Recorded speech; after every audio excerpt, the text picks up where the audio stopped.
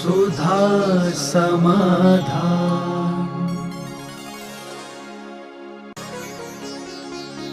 नमोस्तु गुरुदेव। सच्चे सुख की क्या परिभाषा होती है और जीव को सच्चा सुख कैसे प्राप्त होता है? सच्चे सुख का अर्थ होता है अनाकुलता। आकुलता नहीं होना ही सच्चा सुख है। इसलिए पंडित जी साहब ने स्पष्ट रूप से यही कहा, आत्म को हेत है सुख सो सुख, आकुलता बिन कहिए। आकुलता के बिना ही वास्तविक सुख होता है। और वो आकुलता अपने आप को हमेशा, आज प्रातःकाल जो प्रवचन में कहा था, पूर्णता की अनुभूति करो। शाम को तुम इतने खुश नजर आओ जैसे तुमने सुबह उठकर जो सोचा था वो सब कुछ हो गया। मृत्यु के समय इतने खुश नजर आओ कि ऐसी अनुभूति हो जिंदगी जिसके लिए मिली थी, मैंने उस जिंदगी में सब कुछ पा लिया, मैं पूर्ण होकर के मर रहा हूँ। तो जिंदगी की अंतिम श्वास पूर्णता के साथ निकलती है। और जिसकी शाम घर में लौटते समय पूर्ण होकर लौटता है, यही सबसे बड़ा वास्तविक सुख है। नमोस्तु गुरुदेव। समवशरण में पहले से दीक्षित मुनि क्या गणधर बन सकते हैं? एक नियोग है, गणधर स्वयं का शिष्य दीक्षित ही बनेगा। जैसे एक वसीयत होती है, पुत्र के रूप में ही परिवर्तित होती है। एक नियोग है, इसको प्रकृति के प्रदत्त नियोग करना चाहिए।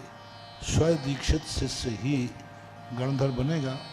ये जरूर नहीं कि प्रथम शिष्य ही बने, बाद के शिष्य भी गणधर बनते हैं। 84 गणधर थे ऋषभ देव के, बीच बीच में कई गणधर बनते गए। ऐसा नमोस्तु गुरुदेव। मारीची का भविष्य भगवान आदिनाथ जी के ज्ञान में झलका था, तो क्या वैसा ही भविष्य हम सभी जीवों का झलकता है? झलक सकता है, झलकता तो है, लेकिन वो वाणी में आवे ये कोई नियम नहीं है। जो जो उनके ज्ञान में झलकता है वो उनकी वाणी में आएगा, ऐसा कोई नियम नहीं है। लेकिन यदि कोई प्रश्न पूछेगा तो जरूर वाणी में आएगा। नमोस्तु गुरुदेव। भगवान आदिनाथ को कैलाश पर्वत से मोक्ष हुआ था, तो हम वहाँ की वंदना क्यों नहीं कर पाते हैं? एक सुई के बराबर भी स्थान नहीं है जहाँ से किसी ने मोक्ष प्राप्त न किया। उसमें मलेच्छ खंड भी आएंगे, ढाई द्वीप में अमेरिका, पाकिस्तान सब आएंगे। उसमें बरुआ सागर भी आएगा। यहाँ से भी लोगों ने मोक्ष प्राप्त किया। एक सुई की नोक के बराबर स्थान नहीं है जहाँ से किसी न किसी जीव ने मुक्ति न पाई हो ढाई द्वीप में। बस उनका इतिहास सुरक्षित नहीं है, बाकी मोक्ष जाने में कोई बाधा नहीं। मोक्ष जाने वाला जीव स्थान नहीं चुनता। मोक्ष जाने वाला ये नहीं सोचता है कि मेरे जाने के बाद यहाँ दर्शन करने वाले आ पाएंगे या नहीं आ पाएंगे। जैसे आप लोग शंकर जी की पहाड़ चढ़ते हो तो बार बार कहते हो, हे सामलिया पारसनाथ, नीचे से मोक्ष चला जाता था, तेरा क्या बिगड़ता था? वहाँ पारसनाथ टोंक पे गए, नेमिनाथ कहाँ गए, नीचे चले जाते। उनको ये विचार नहीं आता है। सहज भाव से जहाँ उनका मोक्ष होता है हो जाता है। ऐसा विकल्प करें तो उनको मोक्ष ही नहीं होगा। नमोस्तु गुरुदेव। आदमी को जिंदा रहने के लिए बार बार जहर क्यों पीना पड़ता है? तुम जहर पीना नहीं पड़ रहा है, तुम्हें ऐसी बीमारी हुई है कि मैं दूध भी जहर लग रहा है। जिंदा रहने के लिए जो तुम पी रहे हो वो जहर है ही नहीं। लेकिन जिसको जब बुखार होता है ना तो उसे मीठा भी कड़वा लगता है। मलेरिया बुखार में मीठा भी कड़वा लगता है। सांप यदि काट लेवे ना तो नीम अच्छी लगती है और मीठा बहुत कड़वा लगता है। सर्प डसे तब जानियो, सुख से नीम चबाए। वो कड़वी चीज उसको बहुत अच्छी लगती है। तो या तो तुम्हें सांप ने काट लिया है कर्मों के, या तुम अस्वस्थ हो, इसलिए तुम्हें जिंदा रहने के लिए जो पिलाया जाता है वो तुम्हें जहर लगता है। ये तुम्हारा सोच है, तुम्हारी कमजोरी है, तुम्हारी बीमारी है। ऐसा होता नहीं है। जीवित रहने के लिए जो भी पीना पड़ता है वो औषधि कहलाती है। जहर भी है तो वो जहर के नाम से नहीं पिया जाता, वो औषधि के नाम से पिया जाता है। जय विष्णु भुजंतो भेजो पुरुषो न मरण मुव्याधि। पूज्यवर कुंदकुंद स्वामी ने ये बात कही कि जब जीवित रहने की बात आती है तो उसको जहर भी पिया जाता है, लेकिन वो जहर नहीं कहलाता, वो औषधि कहलाती है। इसलिए तुम जिंदा रहने के लिए जो भी पी रहे हो उसको औषधि मानना, और जहर लग रहा हो तो अपना इलाज कराओ, बीमारी ठीक कराओ। नमोस्तु गुरुदेव। वर्तमान समय में हम बात बात पर गाली गलौज करते हैं, तो क्या हमें ब्रह्म विचार का दोष लगता है? बराबर लगता है। विचार 3 प्रकार से होता है, मन से, वचन से, काय से। तो वचन से आप कह रहे हैं तो बराबर दोष आएगा उसमें। नमोस्तु गुरुदेव। ग्रहों का हमारे जीवन में क्या प्रभाव पड़ता है, और जैन दर्शन के अनुसार क्या नवग्रह का पूजन करना चाहिए? ग्रहों का कोई प्रभाव नहीं होता। ग्रह जो है, मैं बहुत बार कह चुका हूँ, थर्मामीटर है, जांच मशीन है। MRI मशीन होती है, सोनोग्राफी मशीन होती है। ये कुछ करने वाले नहीं, ये मापदंड है, ये बीमारी को बताते हैं। जितने ग्रह होते हैं ये कुछ भी नहीं करते, ये हमारा कैसे कर्म का उदय आने वाला है उसकी जांच करके ये थर्मामीटर का काम करते हैं। थर्मामीटर में बुखार नहीं है, न थर्मामीटर बुखार लाता है, ये जांचते हैं। तो ये ग्रह हमारे आने वाले कर्मों का संकेत हैं, थर्मामीटर हैं, ऐसा मानना चाहिए। इनकी शांति करने के लिए कुछ नहीं करना है। इनसे जान जाओ कि मुझे बुखार है तो बुखार ठीक करने की दवाई खाना चाहिए। वो नव जिनेंद्र भगवानों की पूजन करना आदि, ये सब जिनेंद्र भगवान की पूजा करो ना। नव ग्रहों की हमारे यहाँ पूजा नहीं है, हमारे यहाँ उनकी शांति के लिए कि बुखार थर्मामीटर में ना आवे, इसलिए औषधि खाना चाहिए, भगवान की पूजा करना चाहिए। नमोस्तु गुरुदेव। अपयश नाम के ग्रह से बचने के लिए हमें क्या उपाय करना चाहिए? अपयश नाम कर और यश नाम कर्म जीव विपाकी प्रकृति है। जीव विपाकी प्रकृति का अर्थ यही है कि हम फीलिंग ना करें। अपयश 2 प्रकार का है। जब हमने किया ही नहीं है और अपयश फैल रहा है तो फीलिंग मत करो, सांच को कभी आंच नहीं आती। दुनिया में अपयश फैल रहा है, इससे अपयश नाम कर्म का उदय नहीं है। अपयश तो सिद्ध भगवान का भी फैल सकता है, अरहंत भगवान का भी फैल सकता है। मारीच ने ऋषभदेव को अपयश फैला दिया, इससे कोई फर्क नहीं। फीलिंग करने वाली बात। यदि हमने ऐसा कार्य किया ही नहीं है, सारी दुनिया में चर्चा हो रही, सारी दुनिया कर रही, करने तो कोई फर्क नहीं पड़ रहा है। तुम्हारे अंदर फीलिंग नहीं होना चाहिए। यदि तुम्हें फीलिंग हो गई तब अपयश नाम कर्म का उदय माना जाएगा।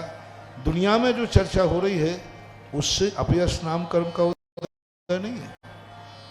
जितनी महान आत्माएं हुई उनके सबके अपयश हुए। महापुरुष श्रेष्ठ सुदर्शन का देखो अपयश हुआ, महासती सीता का अपयश हुआ, अंजना का अपयश हुआ। तद्भा मोक्षगामी अंजना के गर्भ में बैठे हुए हैं श्री हनुमान जी, और उनका अपयश किया, उनकी सासू ने अपयश किया जैन दर्शन के अनुसार। अब बोलिए कितनी बड़ी महाशक्ति थी। अंजना का अपयश हुआ, लेकिन वो अपयश नहीं माना गया क्योंकि अंजना ने फीलिंग नहीं की। अंजना की सासू केतुमती ने जो उनके ऊपर लांछन लगाया, पर अंजना को दुख नहीं हुआ, क्योंकि उसे मालूम था कि जो लांछन लगाया जाता वो मैं सी हूं ही नहीं। उसे तो खुद मालूम था कि मैं तो सही हूं, मेरे गर्भ में जो है वो पवनंजय का अंश है। तो मत कुछ भी कहती है, उसको कभी फीलिंग नहीं हुई। और सारी दुनिया में अपयश, सोहेल सुदर्शन का अपयश हुआ, सबके अपयश हुए, लेकिन उन्होंने फीलिंग नहीं, क्योंकि उन्हें तो सत्य की अनुभूति होती है ना। दुनिया कह रही है इसलिए तुम गलत नहीं हो, तुम अपने आप के गलत की अनुभूति कर रहे हो तब गलत माना जाता है। तुम्हें तो जेल भी हो सकता है, आजकल जेल झूठों को ज्यादा होता है।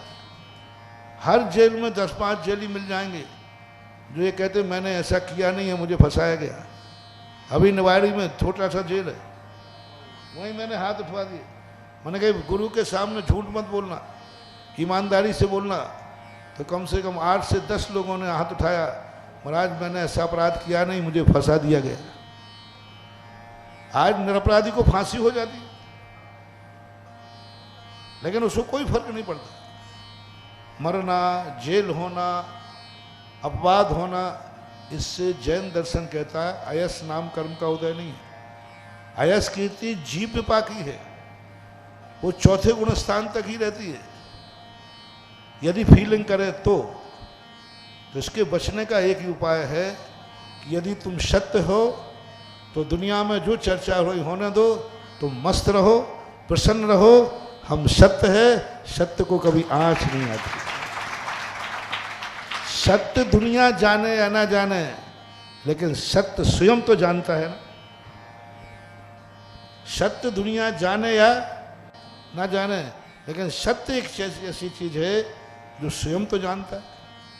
किसी ने तुम्हें गाली दी, कुछ बुरा कहा, तो तुम्हें तो मालूम है कि मैं ऐसा बुरा, दुनिया को भली मालूम नहीं। तो बस जो हमारी आत्मा की अनुभूति है वही ध्रुव सत्य है। अंत में जो अपवाद उड़ा रहे हैं, एक दिन क्षमा मांगेंगे, एक दिन इनका मुंह काला होगा और तुम्हारे सत्य की विजय होगी। सत्यवान अपयश फैलाने वाला व्यक्ति, आप लोगों ने पिक्चर में देखा होगा, पिक्चरों में 90% हीरो को झूठा फंसाया जाता है, 90% झूठा फंसाया जाता है। और सबूत के साथ, साक्ष्य के साथ, ये सबूत देखो, ये सबूत देखो। यहां तक फंसा सकते हैं कि किसी ने गोली मार दी। एक ऐसा केस पेपर में आया था कि किसी ने गोली मार दी और उसके हाथ में बंदूक दे दी, और बिल्कुल सुसाइड का, क्योंकि जो आदतन अपराधी होते हैं ना, वे बहुत बहुत खतरनाक होते हैं। तो जब भी कोई अपराध करते हैं तो साक्ष्य छोड़ते नहीं, बहुत माइंडेड होते हैं। और जिसको अपराध करने के लिए, तो ये सब चीज़ें पुलिस वालों को सिखाया जाता है। पुलिस वाले क्रिमिनोलॉजी भी पढ़ते हैं, अपराध शास्त्र। पुलिस वाले भी अपराध शास्त्र पढ़ते हैं, क्योंकि उन्हें जानना पड़ता है कि अपराध कैसे किया जाता है, कैसे होता है। तो उसने कर दिया और स्पष्ट हो गया कि इसने सुसाइड किया, सब कुछ खत्म हो गया। एक वकील ने कहा कि भाई ये लेफ्ट हैंडर था कि राइट हैंडर? अब मारने वाला इतना नहीं समझ पाया, तो लेफ्ट हैंडर था और गोली लगी थी। अब लेफ्ट हैंडर कभी भी गोली चलाएगा, वो यहां से चला ही नहीं सकता है। सजा हो चुकी, सजा हो चुकी, सुप्रीम कोर्ट से सजा हो चुकी। लेकिन एक वकील के एक पॉइंट से, यदि ये लेफ्ट हैंडर था तो लेफ्ट हैंडर बंदूक के साथ से चलाएगा, तो इस हाथ पर लगना चाहिए। अब लेफ्ट हैंड से इस तरफ चलाओ। केस पुनः खुला, अपराधी पकड़ा गया, सत्यमेव जयते। उस अपराधी ने कितने साक्ष्य प्रस्तुत कर दिए थे कि कोर्ट ने भी मान लिया कि इसको मारा नहीं गया, इसने सुसाइड की है, लेकिन इतने से पॉइंट से हो गया। तो हमेशा ध्यान रखना, असत्य कभी पैर नहीं होते। कितना भी तुम्हारा अपयश अपवाद करे, ये ज्यादा दिन चलने वाला नहीं है। तुम्हारी आत्मा के अंदर होना चाहिए कि मेरा सत्य है, तो एक छोटे से पॉइंट से भी तुम सूर्य तक पहुंच जाओगे और लौट के वापस आ जाओगे। इतना महानुभाव प्रश्न किया है। अपयश के बाद जो यश मिलता है वो कथा बन जाती है। अपयश के बाद शेर सुदर्शन का अपयश हुआ, सती सीता का अपयश हुआ, और जब वो अपयश खुला तो ऐसा यश मिला, ऐसा यश मिला कि आज तक पुराणों में उसकी कथा जीवित है। इसलिए अपयश की चिंता मत करो। ये जितना अपयश फैल रहा है, ये अपयश एक दिन ऐसा यश दिलाएगा कि जिनका अपयश नहीं फैला है वे पीछे रह जाएंगे और तुम्हारा यश सारे विश्व में फैला रहेगा। इसलिए अपयश की पीठ पर यश की मोहर लगी हुई है। देखते जाओ, यश ही हमेशा जिंदगी में काम आएगा। यही तरीका है अपयश को जीतने का। नमोस्तु गुरुदेव। बहुत से अतिशय क्षेत्रों में उल्टे स्वास्तिक बनाने होते हैं और लिखा होता है कि यहाँ के दर्शन करने से मनोकामना पूरी होती है। तो इन सभी बातों का क्या तात्पर्य है? भावनाओं का सब सवाल है। अपनी अपनी भावनाओं का स्थिति बनती है, और ऐसा कभी कभी ऐसा भी होता है, कुछ मूर्तियाँ ऐसी विशिष्ट हो जाती हैं। और सबसे बड़ी तो चीज़ है अपनी भावना। अपनी भावना यदि श्रद्धा समर्पण से जुड़ी है तो कहीं भी कुछ भी हो सकता है। नहीं बनाना चाहिए। उल्टे साथियाँ बनाना बहुत बड़े पाप का कारण है।